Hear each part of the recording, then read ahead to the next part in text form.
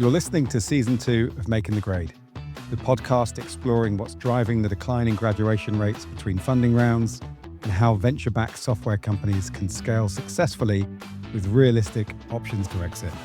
I'm your host, Tom Glasson, CEO of Scalewise, and this season, we're digging into what it really takes to scale beyond early traction, the ups and downs of the journey from 1 to 10 million in ARR, and why so many startups are struggling to make that leap.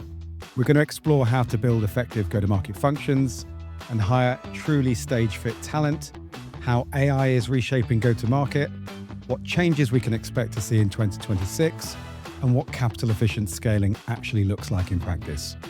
All with one core question in mind: how do you build an enduring B2B SaaS business that scales sustainably, stays capital efficient, and creates real exit optionality? Expect honest conversations, hard-won insights, and practical advice you can apply straight away, because scaling can be done differently. Today's guest is someone who's had a bigger influence on my career and the network I've built than anyone else I know, and I'm lucky to get to call him a friend as well. I'm joined by Sam Jacobs, the founder and CEO of Pavilion, one of the world's most influential communities for go-to-market leaders. And in our conversation, we're going to delve deep into Pavilion's growth story, from the early revenue collective dinners to scaling through COVID, to the hard lessons that came with growing too fast and losing focus. We also discussed what go-to-market leaders are thinking about right now, from job security, market noise, AI, of course, and what it actually takes to build durable, efficient growth in this new era. So if you're a founder building from 1 to 10 million or a revenue leader leading through uncertain market conditions, this one's packed with honest insights you won't hear in most success stories out there. Sam, thank you for joining me today, and welcome to Making the Grade. How are you doing today? I'm doing great. And thanks for having me, Tom. I'm delighted to be here. And yeah, you've had a huge impact on me. I've had an impact on you. We've had an impact on each other. And I think we're both quite proud of the fact that we're not the easiest people to get along with all the time, but we've had a productive working relationship now for 7 years, which is pretty cool. And I still have really fond memories of when Pavilion was Revenue Collective, essentially a Google group for tackling challenges together over email. Gosh, those threads used to get quite long and unwieldy. And of course, we had our private salon dinners, fueled just by some incredible conversations with peers who were committed to supporting each other. Maybe for people that don't know the story, can you just take us back to where it all began? What was the spark for Revenue Collective?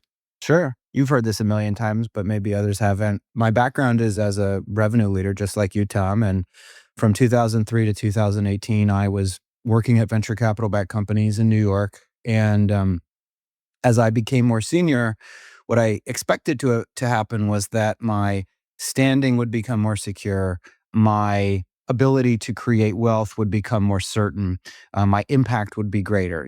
I assumed that that's what would happen. And that is decidedly not what actually happened.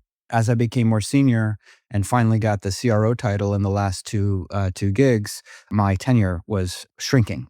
And as I like to joke, but I'm of course being serious, that I accept full responsibility for those, for the shortness of those tenures and the fact that I was fired 4 out of 5 of my last jobs. But I also looked around and realized that it wasn't just me, and that the average tenure for a CRO and CMO was 18 months at a private company, a high growth company. That, you and me and Pete Crosby and all of these people all over the world, we were sort of making it up as we went along, but we didn't really have a support system or network. And that as much as we wanted to, cozy up to VCs and cozy up to CEOs and founders, they weren't really on our side when push came to shove. And we needed something for us. And that's where it all came from. And so I started bringing people together in New York for dinners in like 2016 and 2017. And then I started doing the Sales Hacker podcast. And that reached you, and it reached a bunch of people all over the world. And of course, I used that as a platform to talk about what we were doing in New York. And people started reaching out to me, and then I started reaching out to people. And pretty soon, we had a vibrant, growing go-to-market community of a couple hundred people. And then from there, it really took off. And, we can talk about it, but the rest is in some ways history, and in some ways history is still being made. Mhm. Yeah, I love that, Sam. You definitely spotted that we needed help. All of us need help. We still need help. And it's a lonely place when you're a senior revenue leader. And I remember very vividly making stuff up on the job, frantically reading books or listening to podcasts like the Sales Hacker podcast and trying to make sure I didn't make, the classic mistakes that often get made when scaling. So it was a huge thing for me to find Revenue Collective at that point and still adds so much value to me personally as well. But at what point did you realize it wasn't just going to be a side project, that it could actually be something bigger, something transformational for go-to-market leaders globally, for you to justify going all in on it?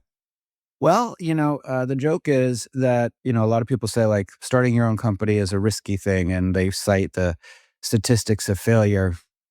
But I have to say that starting and going full time on Revenue Collective, now Pavilion, was far less risky than showing up to work every day, wondering if I was going to get fired and wondering if for whatever reason the winds had shifted direction and I was no longer in favor with whatever CEO I was working for. But, and so, I guess what I would say is the aperture for what was possible continued to open gradually. And there was never one moment that I thought, oh, this is going to be a truly global movement. It was first, it was free and people were coming. Then we started charging Jan 1, 2018, and people paid in New York. Then I got in touch with you and we started doing some events in London, and that went really well. And then I got in touch with Andre Brassel in Amsterdam and Butch in Toronto. And at that point, by the end of 2018, I had just been fired from Behaveox, and I was at breakfast with a mentor of mine, and I said, "Well, if this doesn't work, meaning going full time on Pavilion, I can just go back and get a CRO gig again."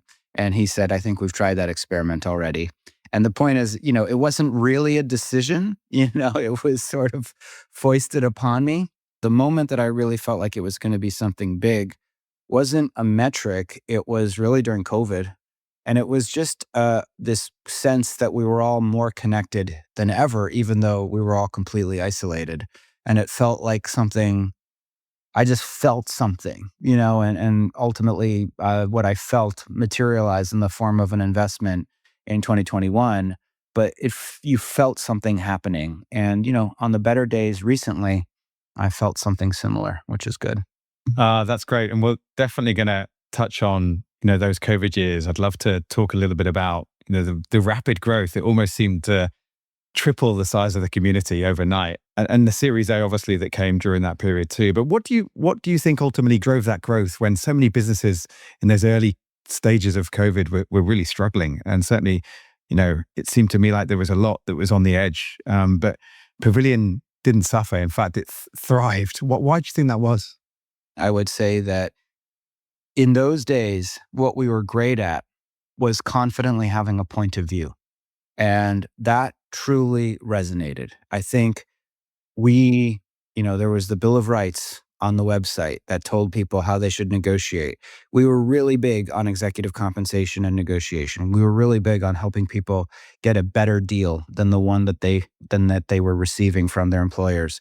And people felt like we were in some ways, I don't know, rebels or pirates or whatever the metaphor would be, but we were people that were moving against the grain, and we were not enthralled to investors and CEOs and founders. We were an organization just for them. And I think that pierced through the noise in a really powerful way, and people truly felt a sense of personal attachment. It felt like something was happening and like something was important, and they felt my personality and your personality and all of the leadership personality come through. And that's what people were craving. And of course, fast forward 5 years, I think they're still craving that. They're still craving authentic human connection, and they're still craving to believe in something bigger than themselves. Yeah, completely agree. And I know that, growth often comes with growing pains. What key lessons from that period, I suppose, shape how you think about the community and lead today? I made a number of very serious mistakes, Tom, and I'm not being self-deprecating. I'm just being honest. And so what have I learned? Because the period up through 2021 and sort of towards the beginning of 2022 was really great. It was really great. And then the period from about 2022 till September of 2025, when Rich Gardner started, has been markedly less great. So, so what changed? A very, very simple thing, which is that in pursuit of, I did all of the things that I lecture people not to do on LinkedIn. The biggest single mistake was that we loosened our membership criteria. That's the biggest single mistake. And at the same time in 2022, and I can't even remember, which is why, it's a good thing I own most of the company still, because I should probably be fired. We turned on self-serve. We turned on the ability to sign up for Pavilion just by going to the website. And that was the beginning of the bad years. And why? And it took a while for it to catch up to us, but because you can't have an exclusive club if everybody can join. And you can't be a union for go-to-market executives if you're letting in VCs and CEOs and founders and service providers. That was at the beginning, our pride was that a bunch of people could not join. And then it became a place that anybody could join. And it was really our pride, the beginning, to say, you're not allowed to sell to other members. We're here to learn from each other. Well, that once you let in, the CEO of a seed stage go-to-market tech business and revenue operations or revenue intelligence, once you let in the head of an executive search firm, once you let in all of these different kinds of people, they begin to pollute the community if you don't carefully monitor them. And we went on a journey where I was pursuing these ideas of scale that people warned me against. We spent a couple years trying to build our own platform, our own digital login so that you could see what events are coming up and where everybody was. That's not a core area of expertise that we didn't need to build that software. But I spent a lot of time and money building up a product and engineering team and sort of pursuing that rabbit hole, which was a dead end in a cul-de-sac. We let in too many different kinds of people. We strayed from our core mission, and the consequence, and even for a period, we got rid of chapters, which were really a key to our success at the beginning. And so we made all of these pretty fundamental mistakes. And the result was, we were an organization when we were building it, you and me, Tom, people never left. They never churned. We went through multiple renewal cycles. In fact, I didn't even offer annual memberships at the beginning because I just wanted to make sure that that people were happy with their card being charged every month. And then it just became less clear why we existed as we let in all these different kinds of people. It became less clear what we were trying to do to change the world. It became to seem like we were only pursuing growth for growth's sake. And when we started acting like that, our customers followed suit, and retention and churn became a big problem. So how do I distill that? Don't take your eye off the ball. If you've got a good thing, stay focused on your ICP. Do not stray, and do not worry about what other people are doing. Just stay focused for much longer than your patience might allow. Oh, Sam, so much honesty there. And I know we have a lot of people in Pavilion that listen to this podcast, and I think they'll really appreciate the transparency that you shared there, but also the reflections on the journey and what you've learned from it. And you're completely right. If I think back to the early days when we were interviewing people not once, but twice to get into Revenue Collective, they had to get through me, and then they had to get through a member of my steering committee, and to then move from that to self-serve was a really massive and fundamental shift for the business. But also, I'd love to touch on the Series A, which you raised during COVID, no doubt with a SaaS-like kind of valuation multiple, I'm sure. But looking back now, how do you feel about that decision? And what impact has that had, do you think, on the business and some of the decisions that you made subsequently? I don't regret that decision. I mean, at this point, would it be better if the company did not have an institutional investor that owned a major percentage of it? Probably. They haven't forced anything bad, and they've always been supportive, largely because, again, they don't really have control. So I don't think, unless I break the law, they can't really fire me. And there's not a lot of things they don't have what's called redemption rights. So they can't force me to buy back their stock at some pre-agreed price.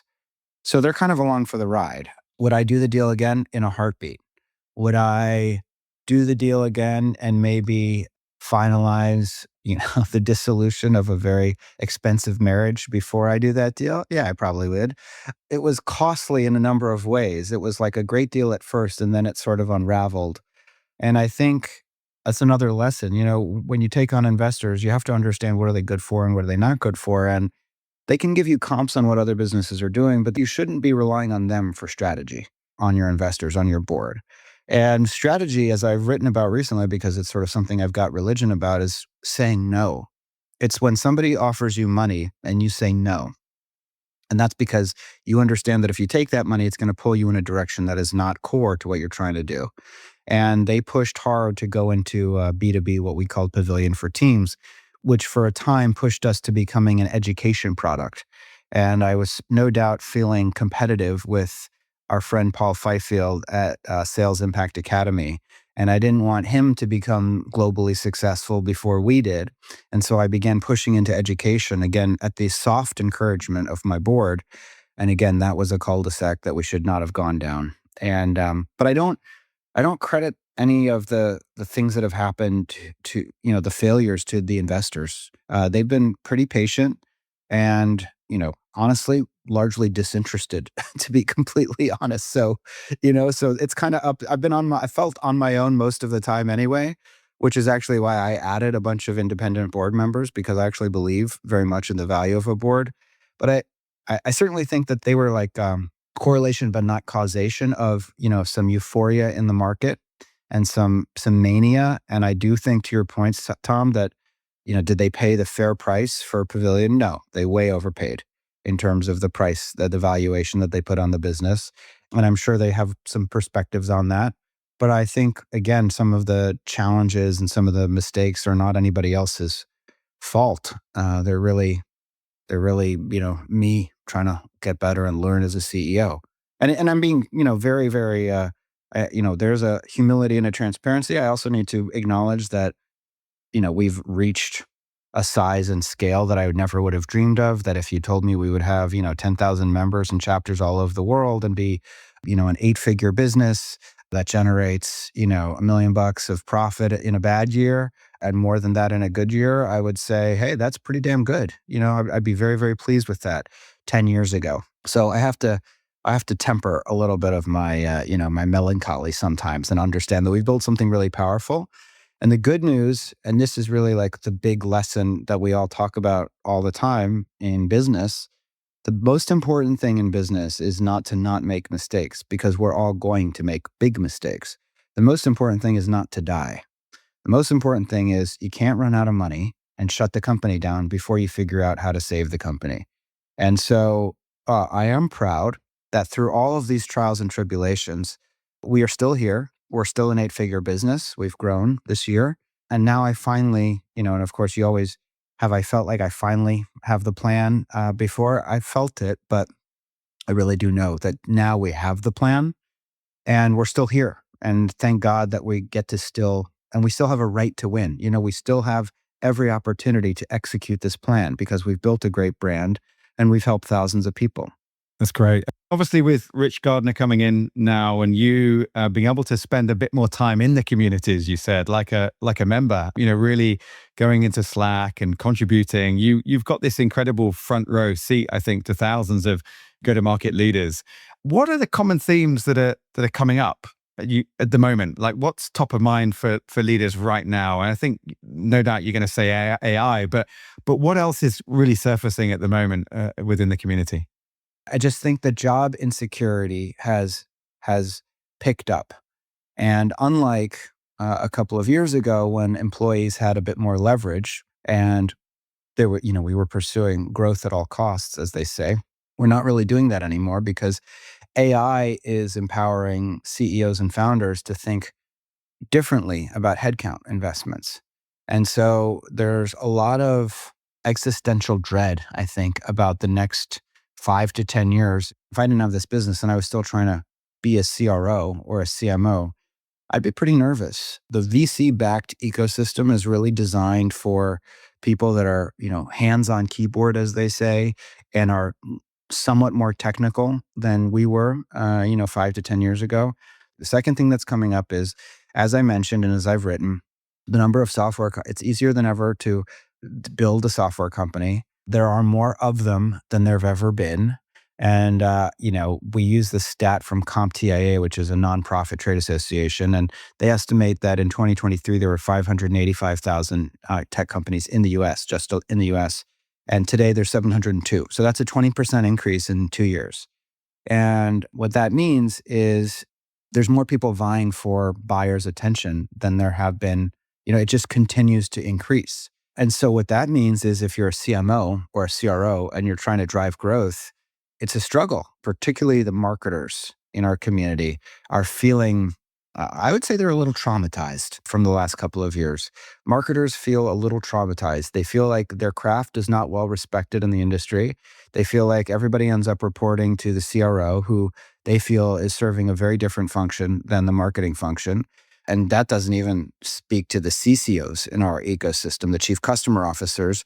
Customer success has been under attack the last couple of years because, again, more and more boards and CEOs are saying, you know what, I'm just going to consolidate everything under the CRO, and everything's going to roll up to the CRO. I don't have enough money to have, each of these departments rolling up to me, and I'm not good at integrating all of them. And so that's, it's that AI is happening, but I guess the overall sense that you get from people in the market is an anxiety about their job security and stability, about their ability to find and drive efficient growth in their industry, and then also anxiety about how AI is going to, are they on top of it enough? Are they doing it wrong? Who's doing it right? Who should they compare themselves to, et cetera, et cetera. Yeah, I completely agree. And I saw your post yesterday, Sam, which talked about the tenure of CROs and CMOs, that stat that we all hear about, the 18 months tenure. And you talked about P&L fluency being a key driver, you think, or just a key skill that revenue leaders need to have nowadays. How do people build that without coming from a finance background, in your view? How do people go about building that P&L fluency that you obviously believe is really important for the modern revenue leader?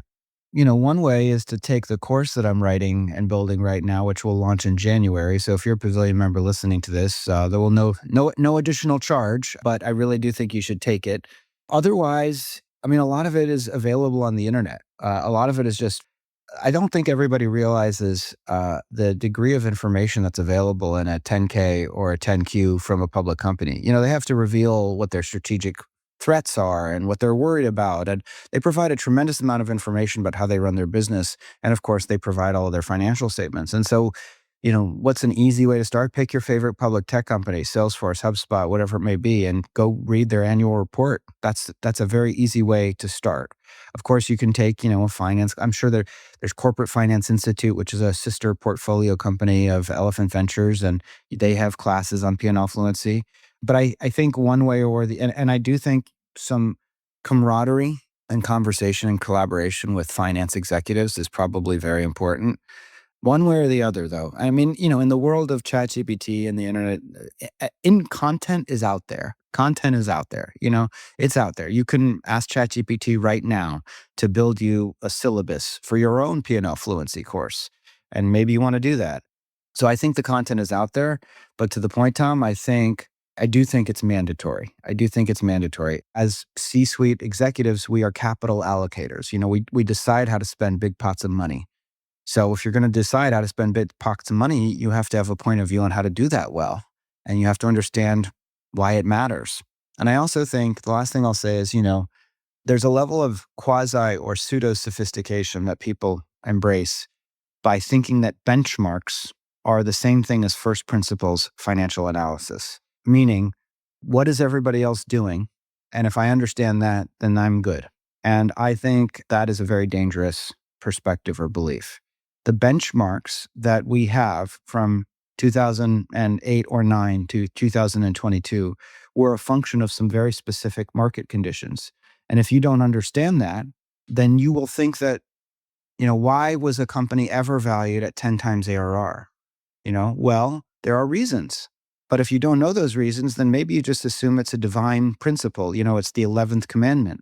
And you won't understand why your services business is not valued on revenue at all, but is valued on profit.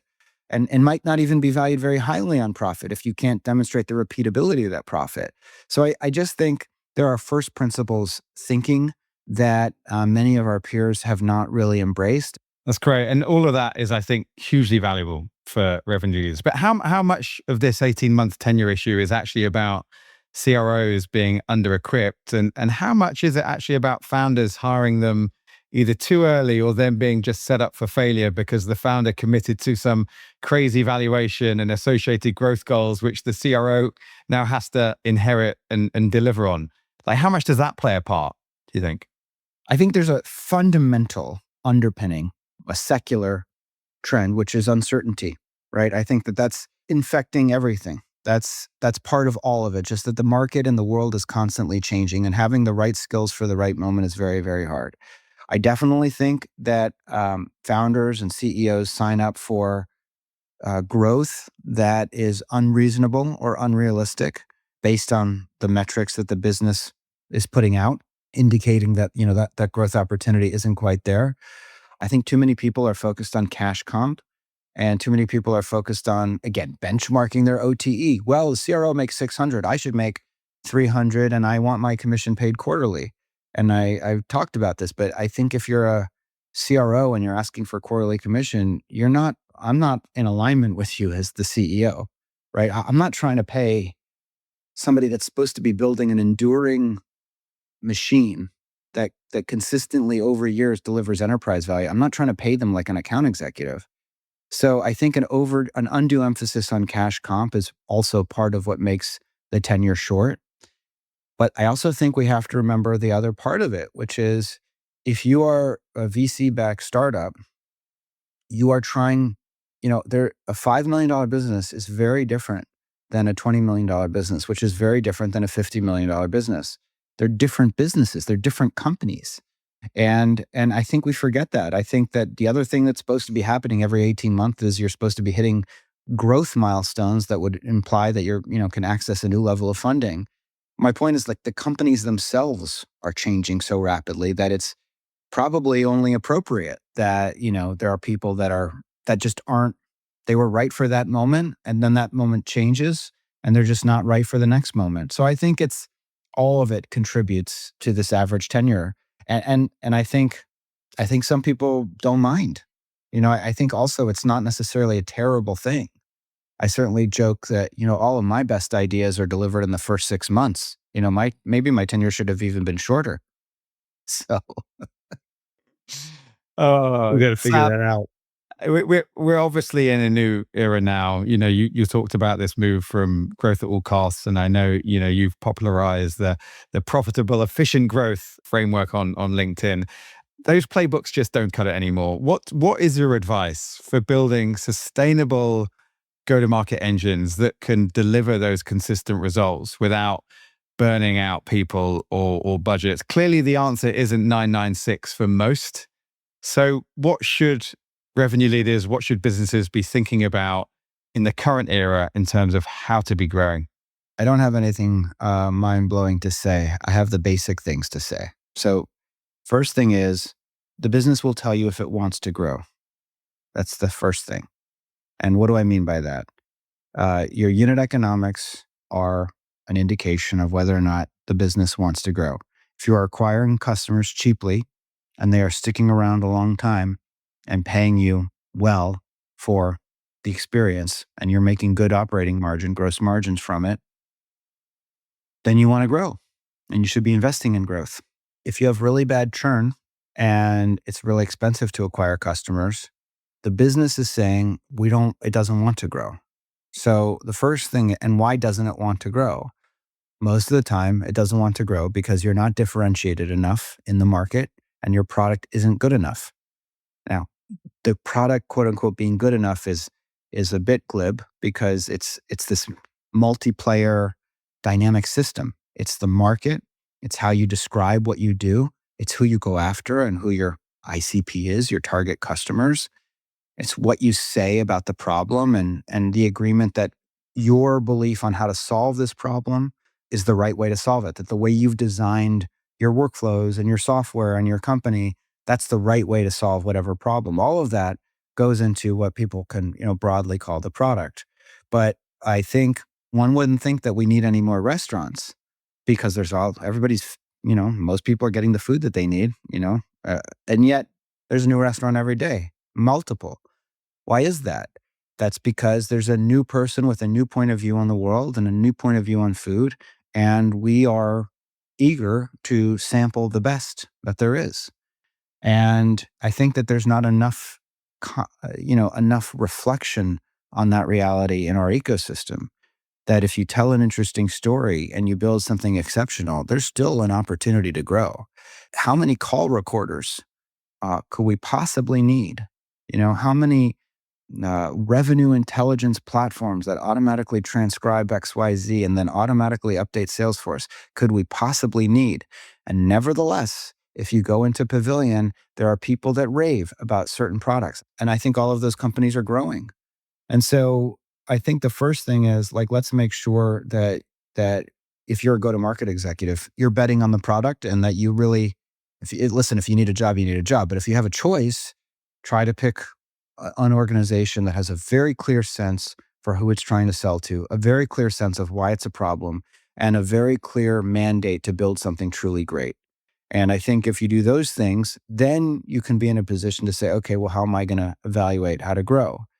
But if you have something truly differentiated, there's the joke of like, does cold calling work? Does email work? Does, trade shows work? Yeah, all of it works if you have a great product. If you have a terrible product, none of it works.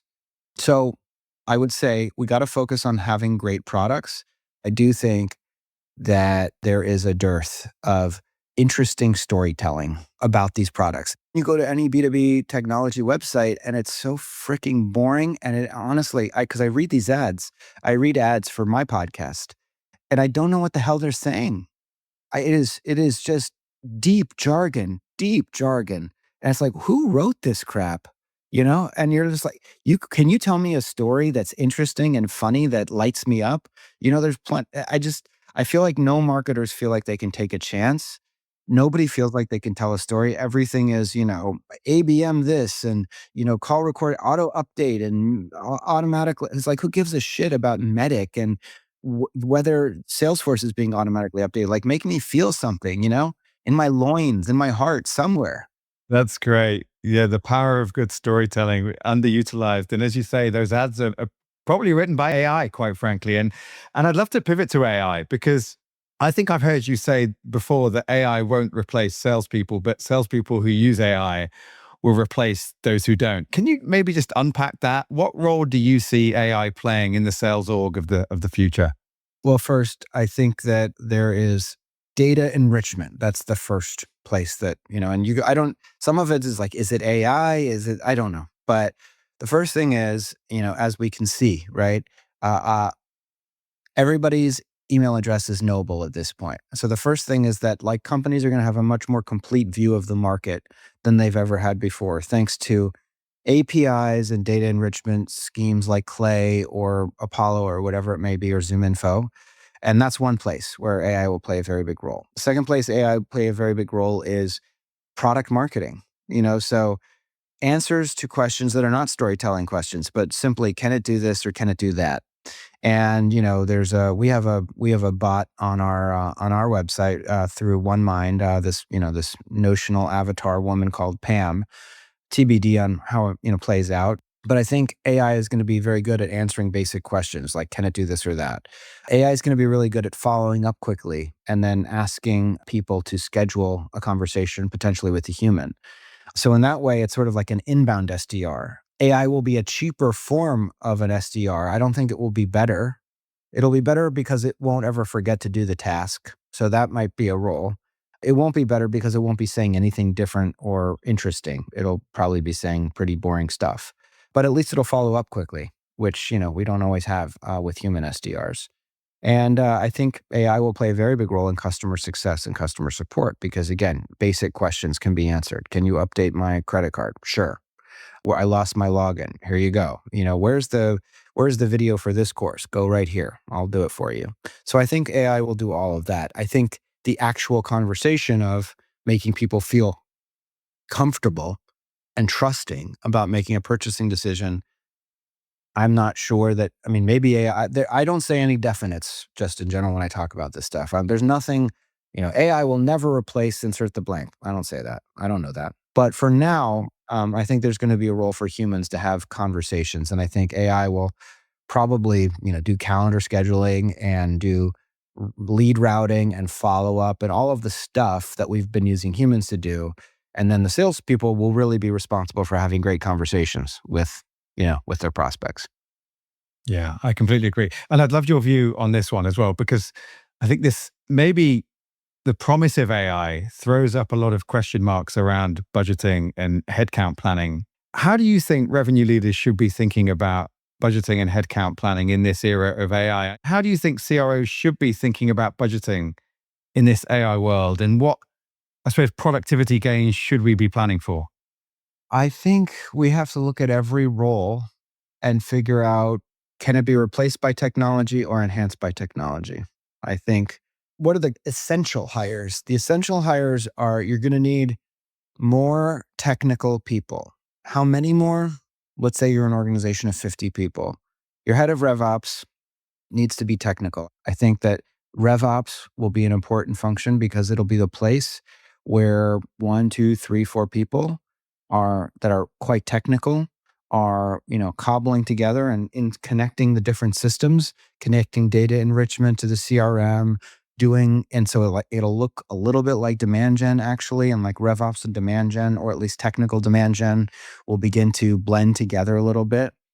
I think that you do need to think about, if you're going to hire a bunch of dumb SDRs to send stupid emails, yeah, you probably don't need that. You probably need an AI. Just understand, an AI SDR isn't going to be better than a human. It's just going to be the same as a human, but much cheaper. And I think that's an area where people should be very thoughtful. I think the main emphasis needs to be, if we're going to hire people, that just, you know, the roles where all they do is the same thing over and over and don't use their brain, I think those roles will be replaced by AI. So I think it's going to be smaller organizations of more sophisticated technical people. And that honestly sounds more fun in many ways. It does. It definitely does. And hopefully will contribute to that cost of acquisition and that payback and all the unit economics that, we know and love and care about so dearly as well. So, I think it holds a lot of promise, but I don't make absolutes about this stuff. So wrapping up the show now, Sal. So, this show's called Making the Grade for a reason. A lot of companies that raise a round of funding from VC don't make the grade anymore. They don't make the next round. They don't graduate. If you could change one thing about the startup ecosystem, one thing that maybe might help more companies graduate to the next round of funding, what would that be and why? I think if everybody had more P&L fluency, I think that's the number one thing that I think it will just help have a more intelligent conversation. And it's not just go-to-market executives. I think CEOs and founders often don't have it either. So I think if everybody just understood the other side, we have the qualitative, we have the feelings, we have how our customers, we have the thrill of winning. The other side, the inversion of that, is just the financial statements. And all of that is reflected in the financial statements, just in a different language. I think the more, and again, I come back to this anecdote. Earlier this year, I was with somebody that runs a consulting business, and they were talking about how they doubled revenue this year. And I thought that was amazing. I was high-fiving them. Good job. And I said, you must be must be throwing off tons of cash. And they said, no, we're actually breaking even. We're selling projects at cost so that we can drive revenue growth. And I found that very strange. I don't think that, and that person's calling it ARR. Like, because you're in the ecosystem doesn't make it software. And by the way, do you know why companies ever got 10 times ARR? I just feel like knowing benchmarks is just not enough. I think people should have a first principles understanding of how business works.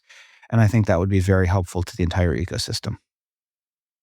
Yeah, and another great plug for your course on P&L Fluency, Sam, which I will definitely be signing up for. And finally, just to wrap up, for founders listening who are maybe already thinking about the end game, what's your biggest piece of advice when it comes to planning or positioning for an exit, a successful exit? I think the best way to plan for an exit is to just build a really good business.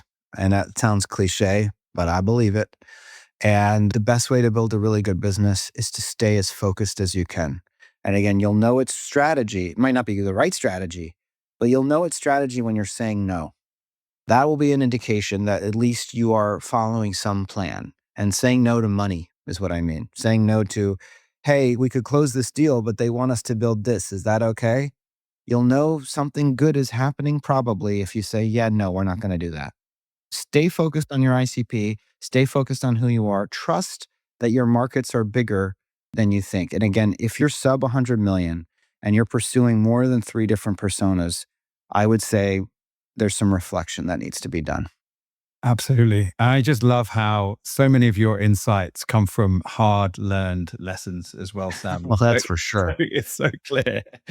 And Sam, this has been brilliant. I've wanted to have this conversation for a while, not just because of the insights and the honesty and the humility that you always bring, but because of what we've built together and the friendship that's grown through it, even though we've both been a pain in each other's tushes at times. Yeah, Pavilion, it's changed countless careers, mine included. It's been an absolute privilege to be a part of that journey alongside you.